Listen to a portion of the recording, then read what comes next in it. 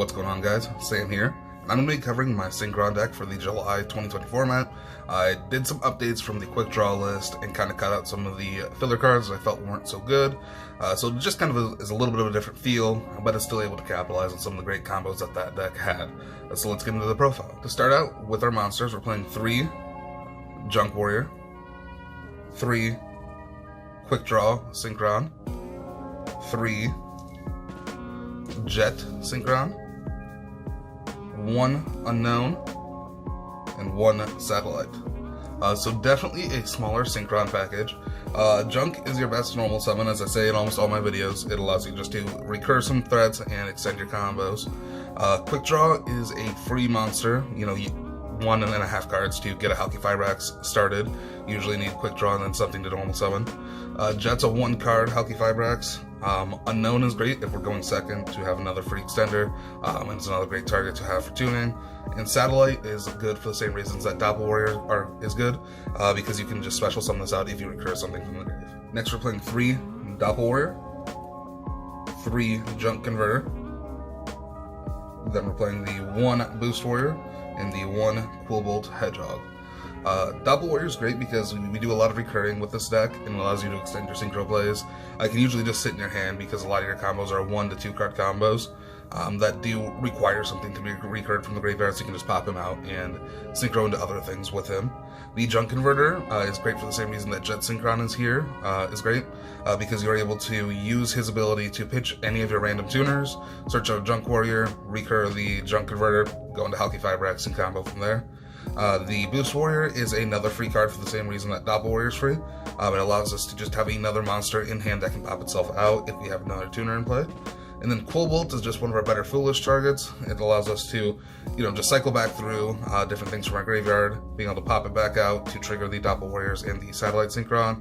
And it's one of the, it's Yusei's card, which is fun to have. It's a machine type monster, which is great for Auroradon. It just has a lot of little uses, and being a level 2 works out really well to go into our Hyper Librarian with Junk Warrior. Next, we're playing the 1 Death Spot and the 1 O-Line. These are here for the Halki Fibrax combo. Nothing really else to say about these guys. For our hand traps, we're running 3 Effect Veiler and 3 Ash Blossom. I was running Nibiru in the main deck, but I ended up switching because these two are both tuners, so you're able to pitch them with the Junk Converter to go get your Junk Warrior. You can start your combos that way, and that way you don't have to discard some of your other Synchron monsters that are used to extend your plays. This one is not once per turn. Effect Veiler being able to be used multiple times is pretty great because you will be drawing with Librarian in quite a few of your plays, and Ash is just a great catch-all for the format. Next, I got my 3 tunings. I was finally able to pick up some ultimate rare ones, so, get to bling out the deck a little bit more. And then we're playing 1 Rhoda, 1 Foolish, 1 for 1, and 1 Monster Reborn. These are kind of your power spells here. They all are incredible for this deck. This searches out your Doppel Warrior, Boost Warrior, and your Junk Warrior, or Junk Synchron. The Foolish pitches your Jet Synchron and your Quillbolt Hedgehog, or just any other monster that you might need in the grave. 1 for 1 is great for searching out the Jet, and Monster Reborn is just a free extra body on board most of the time with the deck. And tuning, being able to randomly flip something into the grave is pretty great. You can get really lucky and flip a Jet into the grave, or flip a Doppel Warrior into the grave when you're going to normal summon a Junk Warrior or Junk Synchron. For our last 6 cards, we're playing 3 Called by the Grave and 3 Imperm. Called by the Grave is here because we are a combo deck and we need to be able to fight back against hand traps. And Imperm is here because it's just another free effect negation when we're going second. And we're able to set this and use it to negate some effects if we, draw it after we're going first. We could switch out the Imperms for 2 Ghost Ogres and an Emergency Teleport. That gives you an extra extender, more tuners to discard to the Junk Connector, or Junk Converter. So you can kind of do, mess with your numbers on the hand traps, but I do feel like you need a large hand trap suite in this deck because your combo is such a, a small piece there. You don't need a lot of cards to combo off, where you can be able to fight back a little bit more with the other decks and take the extra space to kind of fight back against other things in the metagame. So that's it for the main deck. It's 40 cards. For the extra deck, we're playing 1 Link Karibo, 1 Halki Fibrax, and 1 Auroradon. These are here for the Hulk combo. This allows us to do it with 1 card, and we're 1.5 cards. With the Jet Synchro. The Hulk is just the key piece for this, and same with the Auroradon, allowing you to go into either VFD or Boral Load Savage and a Herald of Arclight. And sometimes you can even, depending on what you have, if you have a Doppel Warrior in hand while you're comboing off, you can even end up with a Hyper Librarian while you're doing these combos as well.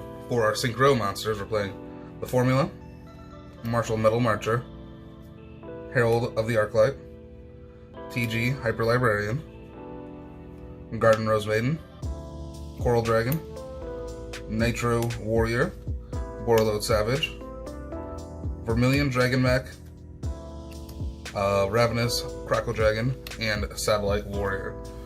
The formula is there because we can use it to draw an extra card. It's also a machine monster, which can be relevant for our Hulky Fibrax combo. The Martial Metal Marcher is also important for that reason. We aren't playing the Link Cross, as you guys have noticed, because we had to kind of make some concessions to fit in both of the VFD combo, which we also do play, the True King of all Calamities, to fit the True King combo in and the Borderload Savage combo in, so we can have both to switch out and do whatever combo we feel is a little bit better. So we did cut the Link Cross, but these two are great extenders. The Herald is part of the end board with the Borderload Savage. The Librarian is something that we try to make as early as we can within our combos to draw extra cards. The Garden Rose Maiden recurs the Coral Dragon over here for the True King combo.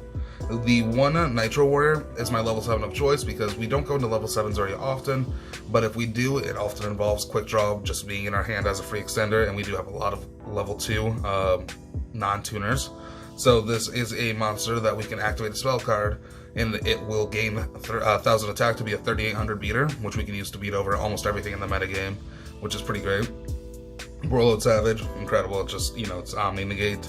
The Vermilion Dragon Mech and the Crocosaur are our level 9s of choice.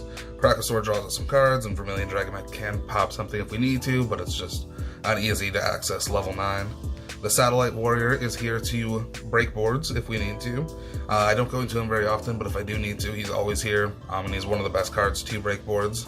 And then the True King of all Calamities is here just to kind of win the game by itself. It's a 1-card win condition. For our side deck, we're playing 3 Nibiru, 3 Dark Ruler, 3 DD Crow, 3 Evenly Matched, 2 Cosmic Cyclone, and the 1 of Clearwing Synchro Dragon.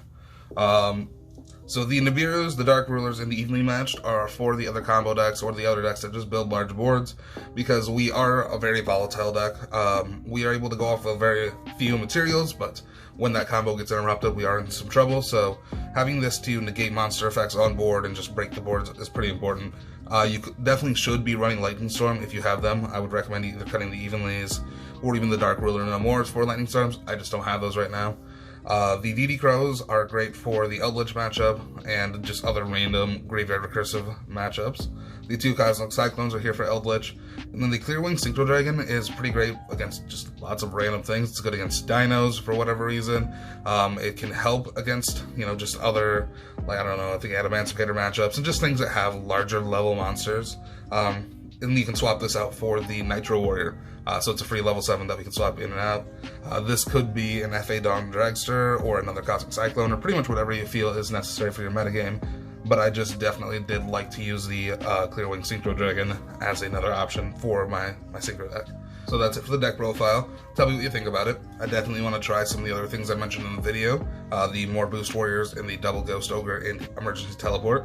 But for now, I feel like this list is pretty great for what it has and what's going on in the format. Remember to check out my links down below to my Patreon, my Instagram, and I started up a second channel for a Magic the Gathering series, so if that interests you, feel free to go check that out. And yeah, remember to subscribe, and I'll see you in the next video.